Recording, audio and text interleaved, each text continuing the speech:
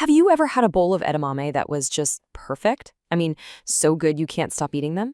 Well, it's not just about the salt. There's a secret to it. And today, we're going to go on a quest to find it. Because really, it all boils down to this one simple question. The key to that perfect, sweet, nutty bite isn't about how you cook it. It's all about when you pick it. And let me tell you, getting that timing just right is everything.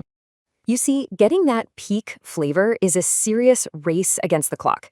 We're not talking about having a few weeks to get it right. Nope.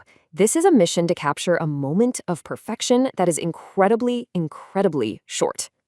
That's it, just a few days. If you miss that tiny, fleeting window, poof, the perfect edamame is gone for the season. That plant is not going to wait for you, which means you have got to be paying close attention. So, what are we actually looking for? What is maximum flavor? Well, it's this beautiful harmony of things. You've got this amazing sweetness, a little bit of a nutty, almost buttery flavor, and this tender, creamy texture. But here's the most important part: zero starchiness. None of that mealy, chalky feeling. That's the goal. All right, to win this quest, you need the inside scoop. So let's pull back the curtain and look at the simple science that's going on inside that little green pod. It's actually pretty cool. Okay, so think of this as a constant battle happening inside the bean. When it's young, it's packed with all these delicious sugars. That's where the sweetness comes from. But if you wait too long, the plant decides, hey, I need to store this energy, and it starts turning all that sugar into starch. Our entire job is to jump in and harvest right at the very peak of that sugar mountain, just before it all starts to slide down into Starchville. But wait, there's more. It's not just about the sugar. You've also got something called glutamic acid.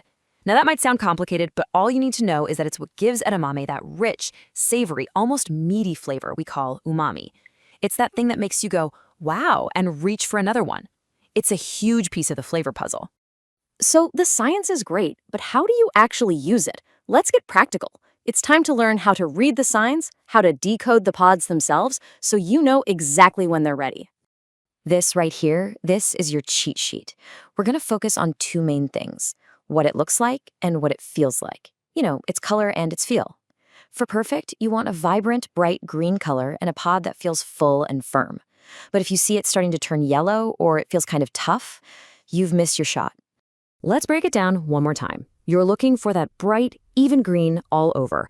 The pods should look nice and plump, like they're full, but not like they're about to burst. And when you give one a little squeeze, it should feel firm, but have just a little bit of give. Through the pod, you should be able to feel that the beans inside are firm, but definitely not like little rocks. Okay, so what happens if you mess up the timing? What are the consequences? Well, the stakes are pretty high, because whether you're too early or too late, you end up with something pretty disappointing. First up, let's talk about being impatient. You see those green pods, you get excited, and you jump the gun. It's easy to do, but it leads to a pretty sad snack. If you pick them too early, those sugars just haven't had time to develop. You get these tiny, underdeveloped beans that taste, well, like nothing. They're bland, kind of watery, and sometimes have this grassy flavor. And the texture? It's often mushy, with none of that satisfying pop. Total letdown. And now, for the other mistake, waiting just a day or two too long. This is where that sugar to starch conversion we talked about becomes your worst enemy. Yeah, if you harvest too late, all that wonderful sweetness is just gone. It's been replaced by a starchy, mealy, almost chalky texture. Ugh. The pods get tough, the color starts to fade to yellow, and instead of that delicate nutty flavor, you just get a really strong, raw, beany taste. The treasure has definitely spoiled. So you did it. You nailed the timing. You've picked your pods at the peak of perfection. Your quest is over, right? Well, not quite. There's one last crucial step. You have to lock in that amazing flavor you just worked so hard for. You see, the second you pick an edamame pod, that sugar to starch clock starts ticking, and fast. So you have to stop it. Step 1, shock them in an ice bath to cool them down immediately. Step 2, blanch them real quick in boiling water to shut down the enzymes. And finally, step 3, freeze them. This is how you keep that just picked perfection for months. And that really just says it all, doesn't it?